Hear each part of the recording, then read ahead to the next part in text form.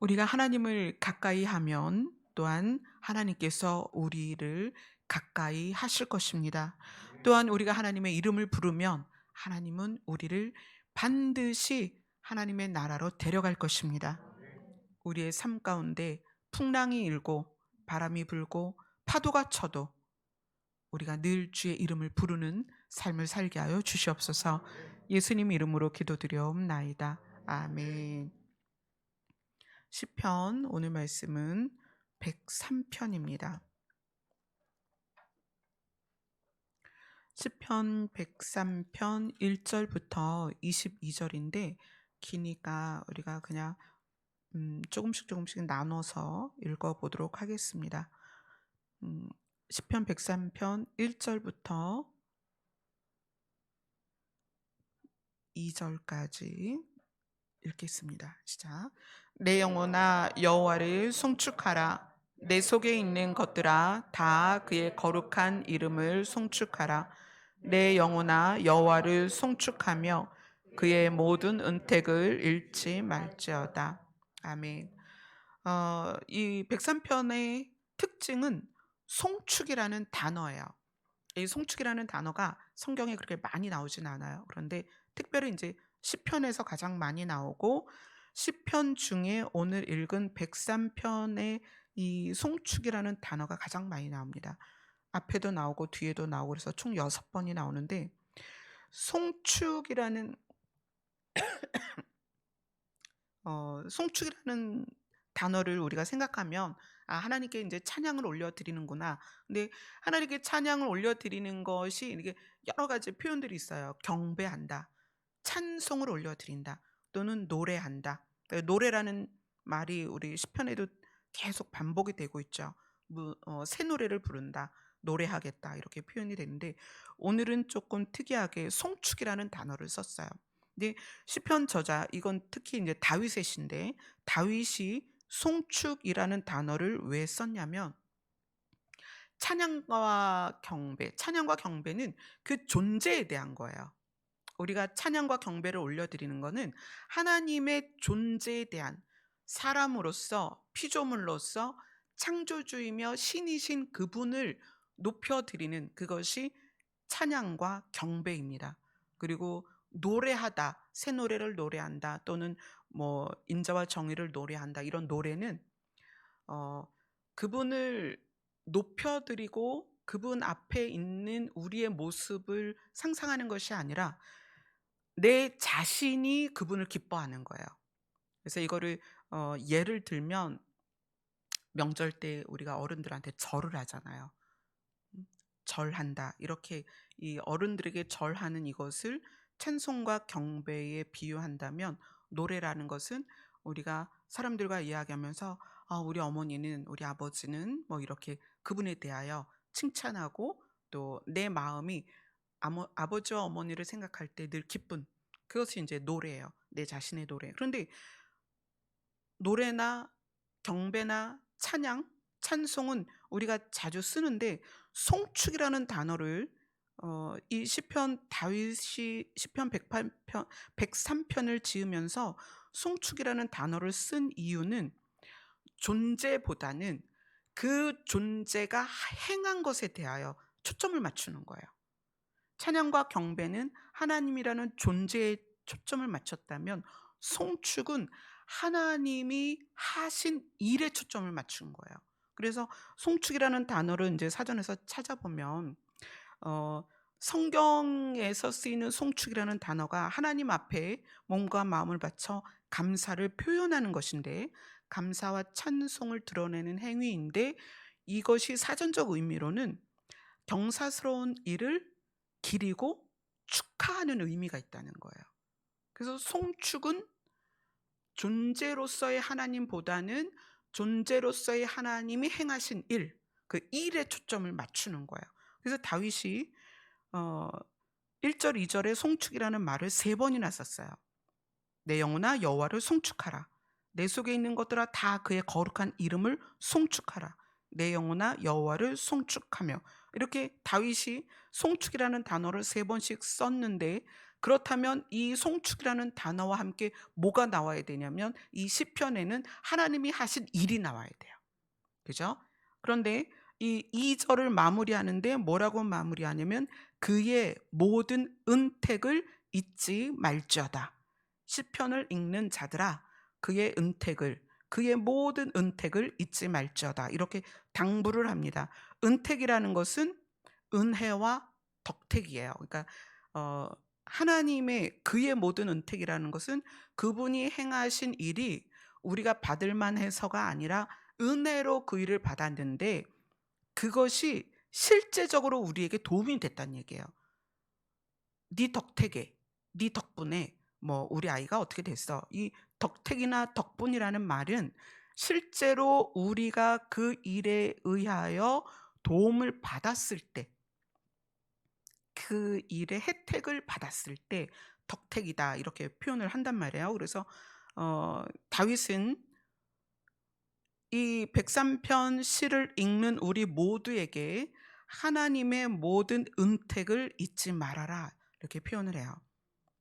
하나님이 우리에게 은혜를 베푸셨고 그 은혜를 베푸신 것으로 말미암아서 그 혜택을 우리가 다 지금 누리고 있다는 얘기예요. 그리고 나서 이제 구체적으로 하나님이 우리의 삶 가운데 개입하셔서 개인에게 무슨 일을 하셨느냐 그 일을 이제 쭉 나열을 합니다. 3절을 같이 읽습니다. 시작. 그가 내 모든 죄악을 사하시며 내 모든 병을 고치시며.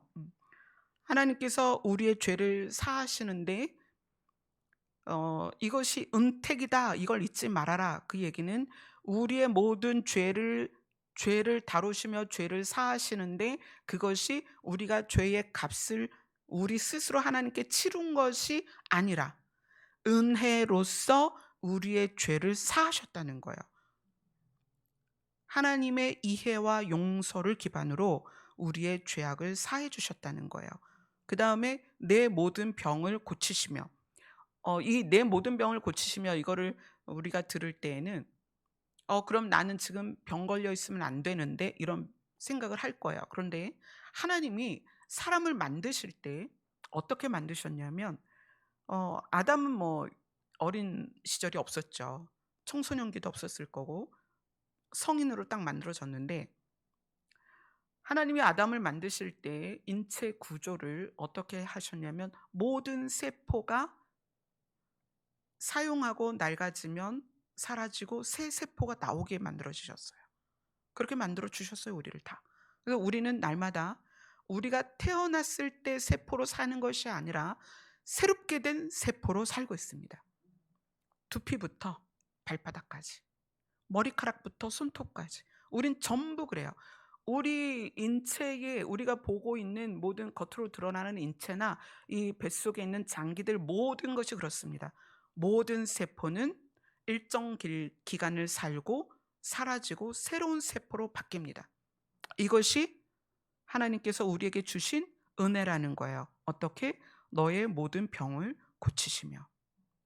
하지만 우리가 유전적인 문제라든가 또 환경적인 문제라든가 또는 우리가 우리의 몸을 잘 다루지 못해서 병이 우리 안에 들어옵니다. 그리고 사람은 영원한 존재가 아니기 때문에 모세가 말했죠. 우리 나이는 70, 또 강건하면 80이다. 그렇기 때문에 그 시드는 꽃처럼 우리는 시들게 되어 있어요. 하지만 죽는 순간까지 우리의 세포는 계속 바뀝니다. 놀라운 창조의 하나님의 은혜죠. 자, 그다음에 4절을 같이 읽습니다. 시작. 내 생명을 파멸해서 속량하시고 인자와 긍휼로 관을 씌우시며. 죄악을 사하시며와 우리의 생명을 파멸해서 속량하시는 것은 조금 다르죠. 죄를 다루실 때에는 하나님이 우리의 죄를 용서하시는 입장인데 우리의 생명을 다루실 때에는 우리의 생명을 죽을 수밖에 없는 상황에서 값을 치르고 살려내신 거예요.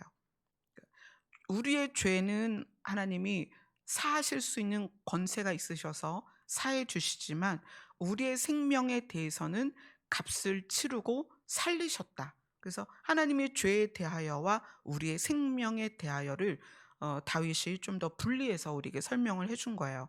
죄는 하나님이 사하시지만 우리의 생명에 대해서는 죽게 된 생명을 값을 치루어서 사셨다. 자유케 하셨다. 이렇게 속량이라는 단어를 썼습니다. 그리고 인자와 긍휼로 관을 씌우셨다. 관을 씌웠다라는 것은 이때 당시에는 지위에 맞는, 직책에 맞는 그 권위를 표현해 주는 것이 머리에 관을 쓰는 거였어요. 그래서 왕은 왕관을 쓰고 또 제사장은 제사장의 옷을 입지만 머리에 쓰는 게 있었죠. 또 군인은 군인대로 군인의 표시를 머리에 썼습니다. 이 관을 씌운다는 것은 명예를 겉으로 드러나게 해주신다는 거예요. 그것을 하나님의 인자와 긍휼로 관을 씌우셨다. 우리를 사랑하셨기 때문에 그 지속적인 사랑과 자비, 그 보호를 통하여서 우리를 존귀하게 하셨다. 그런데 그 우리를 존귀케 하심이 어디서부터냐? 한번 볼게요. 시편 8편을 보겠습니다. 시편 8편 3절부터 9절까지 같이 읽겠습니다. 시편 8편 3절로 9절입니다. 시작.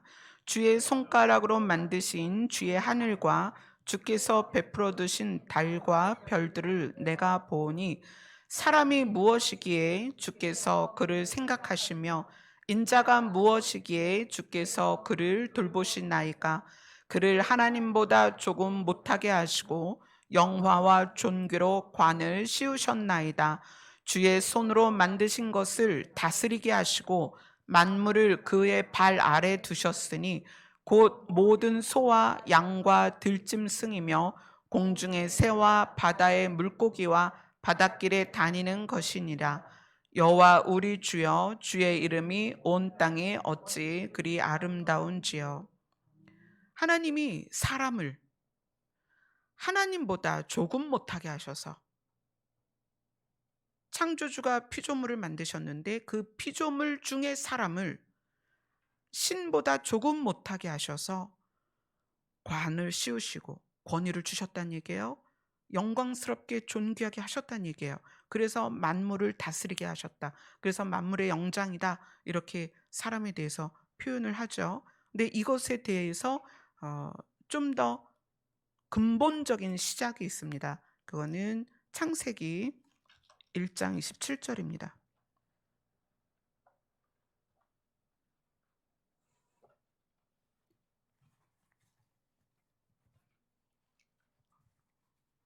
창세기 1장 27절입니다.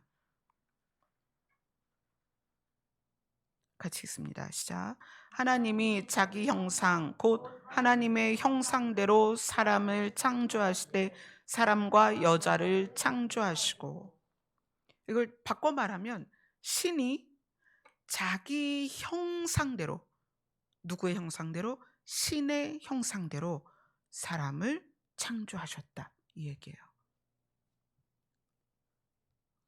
그래서 그렇게 신의 형상대로 만들어진 남자와 여자에게 복을 주셔서 어떻게 해라? 생육하고 번성하고 땅에 충만하고 땅을 정복하고 물고기와 하늘의 새와 땅에 움직이는 모든 생물을 어떻게 해라? 다스려라. 그래서 사람이 도구를 사용할 줄 알아서 만물의 영장이 된 것이 아니라 신의 형상을 닮았기 때문에, 그리고 하나님이 그렇게 작정하셨기 때문에 사람이 만물의 영장이 된 것이다. 하나님이 우리를 그렇게 지으셨다. 그것이 우리가 하나님께 받은 은택입니다. 안 그랬으면 원숭이가 우리를 다스릴 수도 있고, 그래서 혹성탈출이라는 영화가 나왔죠. 원숭이가 사람을 다스리는.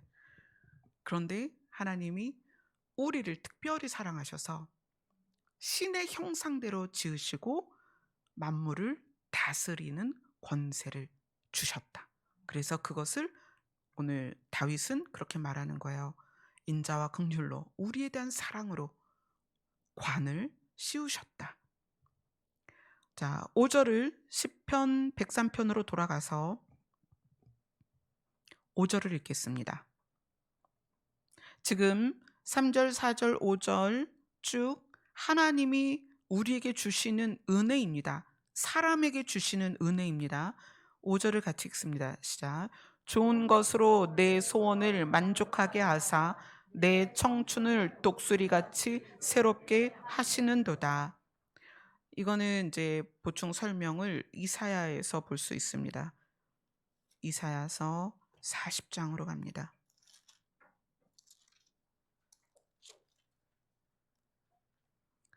이사야서 40장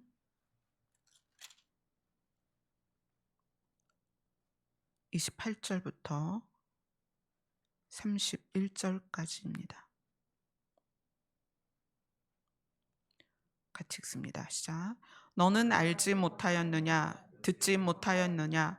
영원하신 하나님 여호와 땅끝까지 창조하신 이는 피곤하지 않으시며 곤비하지 않으시며 명철이 한이 없으시며 피곤한 자에게는 능력을 주시며 무능한 자에게는 힘을 더하시나니 소년이라도 피곤하며 곤비하며 장정이라도 넘어지며 쓰러지되 오직 여호와를 앙망하는 자는 새 힘을 얻으리니 독수리가 날개치며 올라감 같을 것이요 다른 박질하여도 곤비하지 아니하겠고 걸어가도 피곤하지 아니하리로다.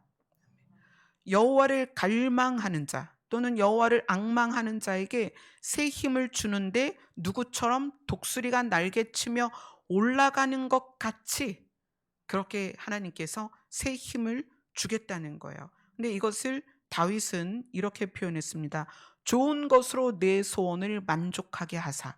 자, 이것이 신약 성경에서는 찾으면 찾을 것이요 구하면 구하게 될 것이다. 문을 두드리면 열릴 것이다. 악한 자라도 자기 자녀에게 좋은 것을 줄 줄 알거든. 하물며 하나님께서 너희에게 좋은 것을 주시지 않겠느냐. 지금 다윗이 좋은 것으로 내 소원을 만족하게 하실 거다. 이것은 여호와를 앙망하는 자는, 여호와를 바라보는 자는, 여호와를 소원하는 자는 하나님께서 좋은 것으로 우리를 채우셔서 독수리가 날개치며 올라가는 것 같이 새롭게 하실 텐데, 이 좋은 것이 뭐다? 하나님의 영이다. 문을 두드리고 찾고 구하면 너희에게 줄 것이다. 근데 그것이 무엇이다? 성령이다라고 신약 성경에서 말하고 있어요. 그 좋은 것이 성령이다. 근데 다윗도 그것에 대해서 아는 것이에요. 좋은 것으로 내 소원을 만족하게 하사. 우리의 소원이 뭐예요? 지금 이 시편을 읽고 있는 우리는 하나님의 나라를 소원하고 하나님을 바라보기를 소원하는 자들이에요. 이 소원을 만족하게 하시겠다는 거예요. 좋은 것으로. 그 좋은 것이 뭐다? 성령이다. 하나님의 영이다. 하나님의 영을 우리에게 부으셔서 우리가 독수리같이 새롭게 힘을 얻고 나아가게 될 것이다. 자, 하나님은 우리에게 3절, 4절, 5절 쭉 이런 일들을 통해서 우리에게 무엇을 행하시는지 아주 자세하게 지금 다윗이 표현하고 있습니다. 자, 6절, 7절을 같이 읽겠습니다. 시작. 여호와께서 공의로운 일을 행하시며 억압당하는 모든 자를 위하여 심판하시는도다. 그의 행위를 모세에게 그의 행사를 이스라엘 자손에게 알리셨도다. 자, 하나님이 우리의 모든 죄를 사하시고 병을 고치시고 파멸 속에 들어간 우리 생명을 값을 치루어서 구원하시고 자유케 하시고 또 인자와 긍휼로 우리에게 관을 씌우셔서 우리를 영광스럽게 하시고 그다음에 하나님의 영을 우리에게 주셔서 우리의 소원, 하나님을 향한 하나님의 나라를 향한 영생을 향한 우리의 소원을 만족하게 하셔서 독수리같이 날마다 새롭게 나아갈 수 있도록 하시는데 그 방법에 있어서 하나님이 행하시는 그 일들을 어떤 방법으로 하시냐? 그것이 6절의 공의와 심판이라는 거예요. 우리가 하나님의 공의에 대해서 시편을 통해서 많이 다루었습니다. 하나님의 공의는 치우침이나 차별이 없으시다. 하나님을 구하는 자들에게 좋은 것을 주시며 하나님의 이름을 부르는 자들을 구원하신다. 정말 무엇을 조건으로 해서 치우치거나 무엇을 조건으로 해서 편애를 하시거나 차별을 하시지 않는다는 거예요. 하나님의 공의는 하나님의 이름을 부르는 자는 반드시 살리십니다. 이것이 하나님의 공의입니다. 그 다음에 심판은 무엇에 대하여? 죄에 대하여. 하나님은 죄에 대하여 심판하십니다. 심판에 대해서 오늘 낮에 이제 잠깐 어떤 분하고 통화를 하는 중에 하나님은 심판하는 분이다라는 것이 하나님의 성품처럼 느껴지시는 거예요. 많은 분들이 어, 불과 유황불로 심판하시는 하나님, 땅이 갈라져서 아간의 가족들이 다 땅에 묻혀서 죽었죠. 뭐 이런 장면들이 심판과 연결돼서 하나님은 무서운 분이다. 하나님 마음에 들지 않으면 하나님은 그렇게 심판하실 수 있다라는 개념으로 흘러가는데, 하나님의 심판은 무엇에 대한 심판이냐? 죄에 대한 심판이에요. 나에 대한 심판이 아니라 죄에 대한 심판이에요. 그러니까 내가 죄에 대하여 경계하거나 내가 죄와 싸우기를 피 흘리기까지 싸우지 않으면 하나님의 심판이 임하는데, 나에 대한 심판이 아니라 죄에 대한 심판이다. 하나님은 나를 미워해서가 아니라 죄를 미워해서다.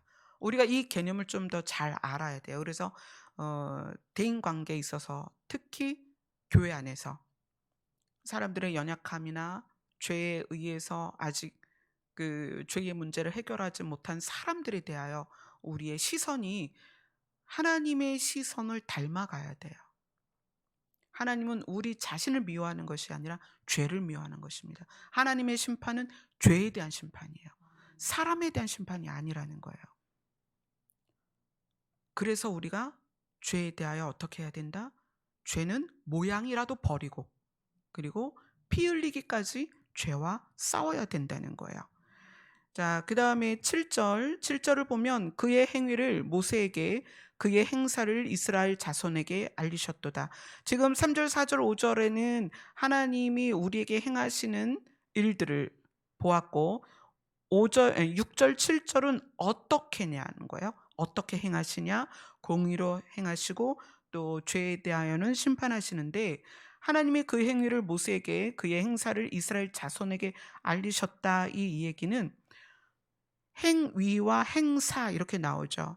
행위는 하나님이 하시는 일들의 방향 또는 어떻게라는 어떤 그런 표현이에요. 그래서 모세가 이스라엘 백성을 애굽에서 가나안까지 가는 여정에서 하나님은 하나님이 하실 일들에 대해서 모세에게 계속 말씀해 주셨어요. 그런데 그의 행사를 이스라엘 자손에게 알리셨다. 이 얘기는 행적이라는 말로 바꿔서 읽으시면 좀 더 이해가 될 거예요. 하나님의 행적을 이스라엘 자손에게 알리셨도다. 하나님이 하신 일의 결과를 이스라엘 자손에게 알리셨도다. 자, 이거는 무엇으로 보아야 되냐면 사도행전으로 갑니다. 사도행전. 하나님이 그렇게 하시는 이유가 있어요. 사도행전 17장. 왜 하나님이 행위와 행사를 말씀하여 주시고 알려주시느냐. 사도행전 17장 24절부터 읽을게요. 24절부터 29절까지입니다. 시작.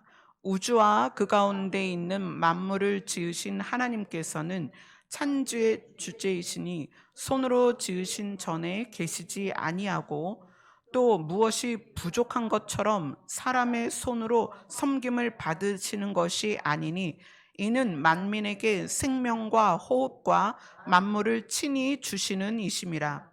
인류의 모든 족속을 한 혈통으로 만드사 온 땅에 살게 하시고 그들의 연대를 정하시며 거주의 경계를 한정하셨으니, 이는 사람으로 혹 하나님을 더듬어 찾아 발견하게 하려 하심이로되 그는 우리 각 사람에게서 멀리 계시지 아니하도다. 우리가 그를 힘입어 살며 기동하며 존재하느니라. 너희 시인 중 어떤 사람들의 말과 같이 우리가 그의 소생이라 하니 이와 같이 하나님의 소생이 되었은즉 하나님을 금이나 은이나 돌에다 사람의 기술과 고안으로 새긴 것들과 같이 여길 것이 아니니라. 하나님이 아담을 통하여 인류를 만드시고 그들에게 연대를 정하시고 거주의 경계를 한정하시며, 이 이야기는 하나님이 사람의 역사에 계속 개입하고 계신다는 거예요. 사람의 역사에 개입하셔서 많은 일들을 이루시는데 그 이유가 하나님을 더듬어 찾아 발견하게 하려 하십니다. 아멘. 왜냐하면 하나님이 어떤 분이다? 생명의 근원이다. 우리가 그를 힘입어 살며 그를 힘입어 기동하며 그를 힘입어 존재한다. 아멘. 그렇기 때문에 우리가 하나님을 찾지 않으면 죽는 거예요. 그런데 우리가 하나님을 찾아야 하기 때문에 하나님은 인류의 모든 역사 가운데 하나님께서 개입하시고 주관을 하시며 그것을 하나님이 누구인지를 찾아 발견할 수 있도록 힌트를 숨겨두셨다는 거예요. 그래서 우리가 신을 깨닫고 신을 찾기만 한다면 찾을 수가 있다는 거예요. 왜냐하면 하나님은 우리를 살리셔야 하기 때문에. 우리가 그를 힘입어 살고 그를 힘입어 기동하고 그를 힘입어 존재하기 때문에 하나님은 자기 자신을 드러내기를 좋아하신다. 우리를 살리셔야 되니까. 그래서 다윗이 그런 이야기를 하는 거예요. 하나님이 하나님의 행위를 모세에게 세세하게 다 알리시고 하나님이 하나님의 행적을 이스라엘 자손에게 알리셨도다. 왜냐하면 인류가 더듬어서 신을 알게 하기 위해서, 신을 통하여 우리가 살 수 있기 때문에, 그래서 하나님은 알리고 이 역사 안에 또는 사람의 삶의 모든 그 행해지는 모든 행사 안에 하나님이 하나님을 감추어 두셨다. 그리고 대대로 알려주셨다. 이거는 이제 이유는 딱 하나죠. 하나님이 우리를 살리기 위해서. 그래서 다윗이 하나님의 은택을 잊지 말아라. 오늘 말씀의 제목이 그거예요. 그의 모든 은택을 잊지 말지어다. 여러분이 여기에 계신 것은 하나님의 은혜입니다. 우리가 하나님을 믿고 있는 것 같지만 하나님은 우리가 믿을 수 있도록 모든 것을 갖추어 놓으셨다는 거예요. 우리가 조금만 더듬으면 하나님을 찾을 수 있다는 거예요.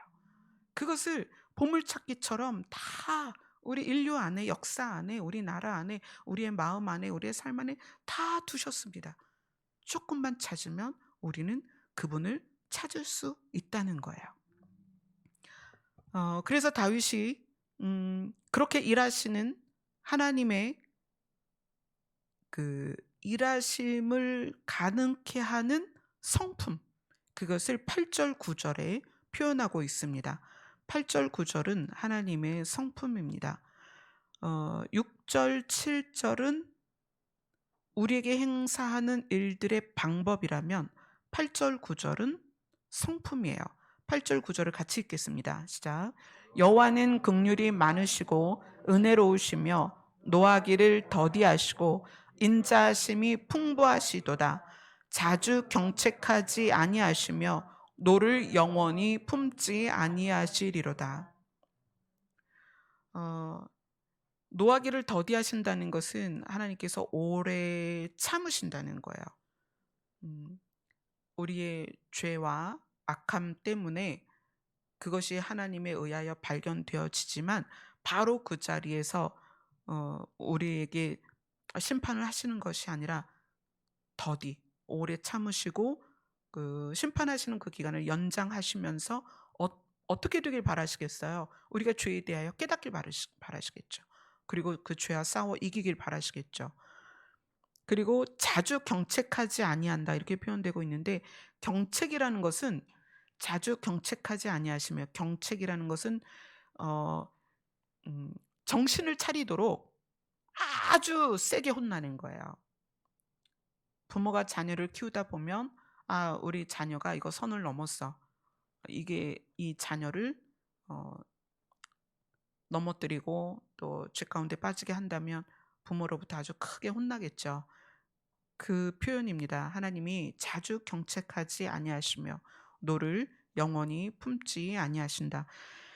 하나님의 성품에 대한 거는 워낙 우리가 많이 다루고 있지만 몇 군데만 봅시다. 시편 86 편입니다. 시편 86편 15절.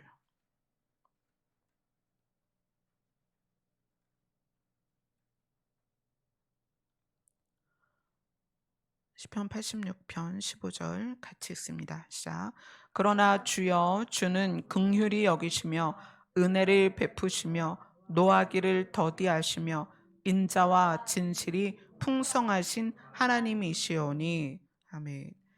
이게 그냥 기본적인 하나님의 성품이세요. 늘 이 상태에서 우리를 대하신다는 거예요.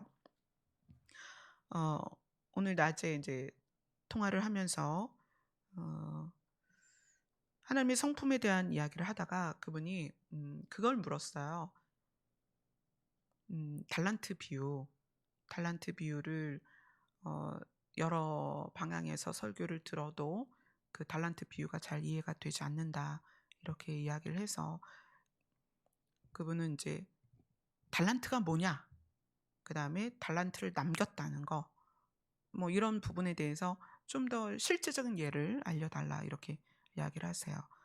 달란트가 은사냐, 또는 우리가 가지고 있는 어떤 우리에게 있는 어떤 뭐 재물이냐, 뭐 여러 가지로 표현할 수 있지만 달란트 비유의 가장 중요한 것, 그것은 어, 세 하인이 있었는데, 세 종이 있었는데, 이 세 종이 두 사람은 그 주인의 성품을 알았다는 거예요. 한 사람은 주인의 성품을 오해했습니다. 그래서 두 사람은 주인의 성품을 알고 내가 주인에게 받은 달란트로 장사를 해서 많이 남길 수도 있고 원금을 까먹을 수도 있잖아요. 근데 많이 남기든 원금을 까먹든 주인이 은혜롭고 자비로운 분이라는 걸 알아요. 그래서 자신 있게 장사를 합니다. 그런데 다행히 원금만큼 이윤을 남긴 거예요. 근데 그 종 중에 한 명은 그 종이 주인을 오해해요. 주인은 엄한 사람이다. 그래서 내가 이것을 장사했다가 잃으면 화를 낼 거다. 그래서 이거를 잃어버리지 않도록 꽁꽁 싸매 놨다가 주인이 나타났을 때 그걸 그대로 내놓습니다. 그러니까 그 주인이 악하고 게으른 종이다라고 이야기를 하죠. 악하고 게으르다. 종이 주인을 알지 못하는 거예요. 제가 말씀드렸죠. 악이 뭐다? 하나님과 분리된 것이다. 사람이 하나님을 모르면 악한 거예요. 근데 이 종이 그 주인을 잘 모르는 거예요. 주인의 성품을 모르니까 주인이 그 주인에게 받은 한 달란트로 사업을 잘못해서 몽땅 원금을 날리면 주인한테 혼날까 봐 그걸 감춰놨다는 거예요. 그러니까 주인이 악하고 게으른 종이다. 자, 게으르다는 뭘까요? 우리가 하나님을 알지 못하는 건 우리가 게을러서예요. 우리가 찾으면 반드시 찾을 수 있습니다. 우리가 하나님 앞에 앉으면 하나님은 자기 자신을 드러내길 굉장히 좋아하세요. 우리가 하나님을 모르는 것은 우리가 하나님에게 관심이 없어서이고요. 우리가 하나님을 모르는 것은 우리가 하나님과 멀어서입니다. 우리가 하나님께 가까이 오면 하나님도 우리를 가까이 하십니다. 근데 이 종은 자기 주인을 몰랐다는 거예요. 한 달란트의 양이 문제가 아니에요. 장사를 해서 이윤을 남기지 않은 그 행위가 문제가 아니라 주인을 이해를 못했다는 것이 달란트 비유의 가장 핵심입니다. 이 다윗이 하나님의 성품을 이야기하는 이유는 너희들이 하나님을 알아야 된다는 거예요. 그분이 누구인지.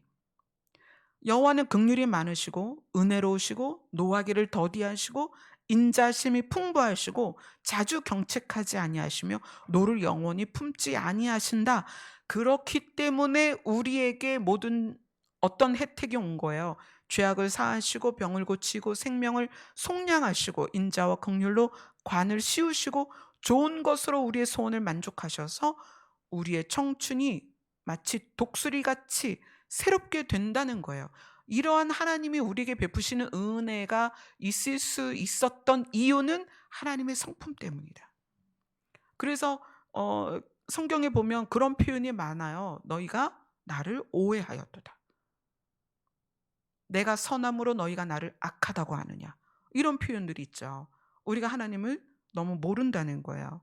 그래서 다윗이 하나님의 성품을 자세하게 8절 9절에서 표현을 하고 있습니다. 자, 그 다음에 10절부터는 하나님께서 우리에게 행하시는 일들에 대하여 쭉 구체적으로 이제 표현을 한 거예요. 18절까지, 10절부터 18절까지 같이 읽습니다. 시작. 우리의 죄를 따라 우리를 처벌하지는 아니하시며 우리의 죄악을 따라 우리에게 그대로 갚지는 아니하셨으니 이는 하늘이 땅에서 높음같이 그를 경외하는 자에게 그의 인자하심이 크심이로다. 동이 서에서 먼 것 같이 우리의 죄과를 우리에게서 멀리 옮기셨으며 아버지가 자식을 긍휼히 여김같이 여호와께서는 자기를 경외하는 자를 긍휼히 여기시나니 이는 그가 우리의 체질을 아시며 우리가 단지 먼지뿐임을 기억하심이로다. 인생은 그 날이 풀과 같으며 그 영화가 들의 꽃과 같도다. 그것은 바람이 지나가면 없어지나니 그 있던 자리도 다시 알지 못하거니와 여호와의 인자하심은 자기를 경외하는 자에게 영원부터 영원까지 이르며 그의 의는 자손의 자손에게 이르 곧 그의 언약을 지키고 그의 법도를 기억하여 행하는 자에게로다. 하나님께서 우리에게 많은 일들을 행하시는데 그 성품을 기반으로 일을 행하세요. 그런데 그 성품을 기반으로 행하실 때 우리는 죄가 있고 우리의 죄악이 우리 안에 있지만 이것에 대하여 당장 처벌하시거나 그대로 갚는 것이 아니라 기다리시는데 어떻게 무엇을 기다리냐면 그를 경외하는 자에게 그의 인자심이 크심이로다. 11절에는 그를 경외하는 자, 13절에는 자기를 경외하는 자, 17절에는 자기를 경외하는 자 이렇게 세 번이 나와요. 이 이야기는 하나님께서 우리 안에 하나님을 더듬어 찾아 알게 할 수 있는 것들을 다 넣어 두시고 우리가 죄 가운데 있고 죄악 가운데 있지만 하나님을 찾아 발견하면서 하나님을 알아가고 하나님을 경외하게 되는 그 시간들을 기다려 주신단 말이에요. 그리고 우리가 그를 경외하게 되었을 때에 우리의 그 경외함을 받으시고 우리의 죄나 죄악을 따라 바로 처벌하시는 것이 아니라 인자하심을 우리에게 부으시는 거예요. 아멘. 그래서 우리의 죄과를 우리의 죄와 허물을 우리에게서 멀리 옮기셨다. 이렇게 표현해요. 12절에 보면 동이 서에서 먼 것 같이 우리의 죄과를 우리의 죄와 허물을 우리에게서 멀리 옮기셨다. 또 아버지가 자식을 긍휼히 여기는 것 같이 하나님이 우리를 긍휼히 여기신다. 자, 여기에서 조건이 뭐냐면 그를 경외하는 자입니다. 하나님을 공경하는 정말 경건한 공경심을 갖고 있는 우리들을 하나님이 그렇게 대우를 하시겠다는 거예요. 왜냐하면 14절에 보니까 왜냐하면 하나님이 우리의 체질을 아시는데 우리의 체질이 뭐냐면 우리가 단지 먼지 같은 존재인 것을 아신다는 거예요. 우리가 시드는 풀같이 시드는 꽃같이 너무나 연약한 존재인 것을 아시기 때문에 우리의 죄 때문에 그 자리에서 처벌하시고 이게 아니라 기다려서 우리가 더듬어 여호와를 알아가고 하나님 앞에 나아가고 하나님을 경외하는 그 과정들을 하나님이 지키고 인도하시고 은혜를 베푸시고 도우신다는 거예요. 그래서 우리가 그분을 경외하게 되었을 때 하나님은 그것을 받으시고 우리를 어떻게 하신다? 우리의 소원대로 하나님의 나라까지 인도하신다. 그것이 17절에 나오죠. 같이 읽습니다. 시작. 여호와의 인자하심은 자기를 경외하는 자에게 영원부터 영원까지 이르며 그의 의는 자손의 자손에게까지 이르리니. 우리 모두에게 하나님의 인자하심이 부어지는데 이 인자는 하나님의 자비입니다. 우리를 깊게 사랑하시는 거예요. 우리를 불쌍히 여기시는 거예요. 그래서 그것이 우리에게 부어져서 하나님을 경외하는 우리를 껍데기를 보시는 게 아니라 우리 안에 하나님을 경외하는 그 마음을 보시고 우리를 영원에서 영원까지 이루도록 인도하신다는 거예요. 또 우리의 자손에서 자손에게 이르도록 우리 모두에게 하나님은 그 인자심을 적용시켜 주십니다. 아멘. 그래서 다윗이 지금 이 부분들을 우리에게 알려주고 있는 거예요. 자, 18절을 같이 읽겠습니다.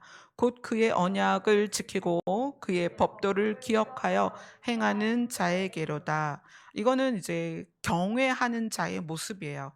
하나님을 경외하게 되면 하나님의 약속을 지키고 그의 법도를 늘 생각하면서 그의 법도를 행하려고 하겠죠. 하나님을 경외하는 자의 삶이 예전과 같지 않다는 거예요. 점차 바뀌는 거죠. 네. 자, 하나님의 실체를 19절에 이야기합니다. 자, 하나님은 어떤 분이다? 19절 같이 읽습니다. 시작. 여호와께서 그의 보좌를 하늘에 세우시고 그의 왕권으로 만유를 다스리시도다. 하나님의 보좌는 하늘에 있고 왕권으로 만유를 다스리는 분, 그분이 여호와 하나님이십니다. 그래서 시편 저자인 다윗이 다시 한번 20절부터 22절까지 우리에게 명령을 하는데 참 특이하게 명령을 합니다. 20절부터 22절 같이 읽습니다. 시작. 능력이 있어 여호와의 말씀을 행하며 그의 말씀의 소리를 듣는 여호와의 천사들이여 여호와를 송축하라. 그에게 수종들며 그의 뜻을 행하는 모든 천군이여 여호와를 송축하라. 여호와의 지으심을 받고 그가 다스리는 모든 곳에 있는 너희여 여호와를 송축하라. 내 영혼아 여호와를 송축하라. 아멘. 이제 범위를 하늘에 있는 천사부터 시작하는 거예요. 자, 천사들아 여호와를 송축해라. 그 다음에 모든 천구나, 이 천구는 여호와의 군대를 말하는 거예요. 천사의 무리일 수도 있고 이스라엘 민족일 수도 있어요. 그리고 여호와의 이름으로, 예수 그리스도의 이름으로 살아가는 우리 모두일 수 있죠. 여호와의 군대들에게 말하는 거예요. 여호와를 송축하라. 그리고 22절에는 너희여, 지금 이 시를 같이 나누고 있는 너희여 여호와를 송축해라. 그 다음에 내 영혼아 여호와를 송축해라. 하늘에서부터 개인인 다윗까지, 하늘에서부터 개인인 우리까지 범위를 좁혀가면서 여호와를 송축하라고 이야기를 하는 거예요. 자, 송축은 무엇을 근거로 해야 된다? 여호와께서 하신 일, 그것을 기억해야 되는 거예요. 그래서 이것을 이제 송축하라는 말을 하면서 그 얘기를 했죠. 그의 모든 은택을 잊지 말지어다. 그분의 은혜가 우리에게 부어져서 우리는 모두 그분의 은혜의 혜택을 입었습니다. 그분의 덕택으로 여기에 있습니다. 그래서 그것에 대하여 기억하라는 거예요. 잊지 말라는 거예요. 우리가 하루하루 살아가면서 우리가 이제 만나는 일들이 때로는 힘든 일도 있고 어려운 일도 있고 또는 억울한 일도 있고 또 뭐 신체적으로 이제 경험하는 일들도 있죠. 저희 아버지께서 이제 최근에 많이 약해지셨어요. 연세가 이제 되시다 보니까 많이 약해지셔서 여기저기 이제 병원에 가면 이것도 있고 저것도 있고 막 이제 그런 말씀을 듣고 있는데 우리는 정말 풀과 같이 꽃과 같이 시드는 약한 존재예요. 그거를 하나님이 아신다는 거예요. 우리의 껍데기를 우리의 체질을 하나님이 아십니다.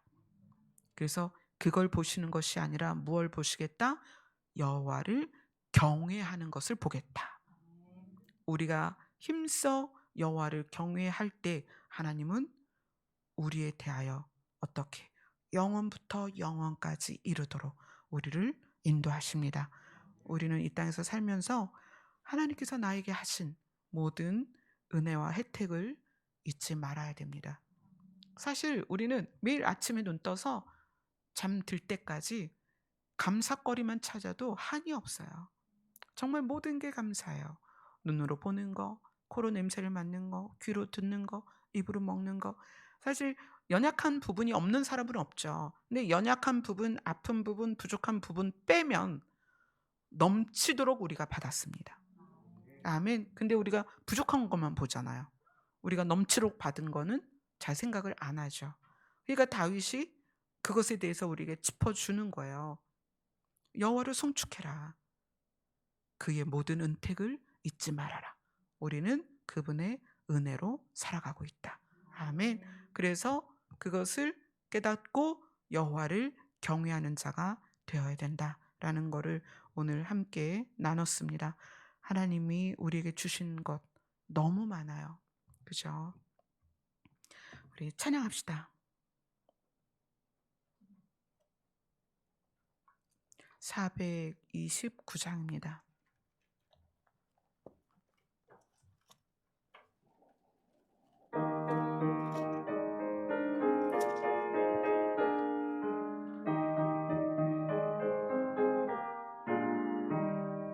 세상 모든 풍파 너를 흔들어 약한 마음 낙심하게 될 때에 내려주신 주의 복을 세어라. 주의 크신 복을 내가 알리라. 받은 복을 세어 보아라. 크신 복을 내가 알리라. 받은 복을 세어 보아라. 주의 크신 복을 내가 알리라. 세상 근심 걱정 너를 누르고 십자가를 등에 지고 나갈 때 주가 내게 주신 복을 세어라. 두려움없이 항상 찬송하리라. 받은 복을 세어 보아라. 크신 복을 내가 알리라. 받은 복을 세어 보아라. 주의 크신 복을 내가 알리라. 세상 권세 머리 앞길 막을 때 주만 믿고 낙심하지 말아라. 천사들이 너를 보호하리니 염려 없이 앞만 보고 나가라. 받은 복을 세어 보아라. 크신 복을 내가 알리라. 받은 복을 세어 보아라. 주의 크신 복을 내가 알리라. 아멘. 혹시 우리가 우울해질 때, 낙심될 때, 어, 절망이 있을 때, 그때 노트를 딱 펴고 하나님이 나에게 주신 은혜를 한번 적어 보세요. 어쩔 때는 아침에 눈을 떠서, 또 때로는 잠들기 전에 하나님이 나에게 주신 은혜를 적어보세요. 그것을 매일매일 적어보면 우리가 낙심할 수 없다는 것을 알아요. 우리가 우울할 수가 없어요. 슬퍼할 수가 없어요. 우리는 정말 하나님의 사랑을 받은 자들입니다. 그분의 은혜로 여기 있어요. 아멘. 이제 이 1시간 동안 하나님을 가까이 하는 자를 하나님께서 가까이 해주시겠다고 했으니까 하나님의 이름을 부르며, 아버지를 부르며, 주를 부르며 그분과 마주 대하는 그런 시간이 되었으면 좋겠습니다. 기도하겠습니다.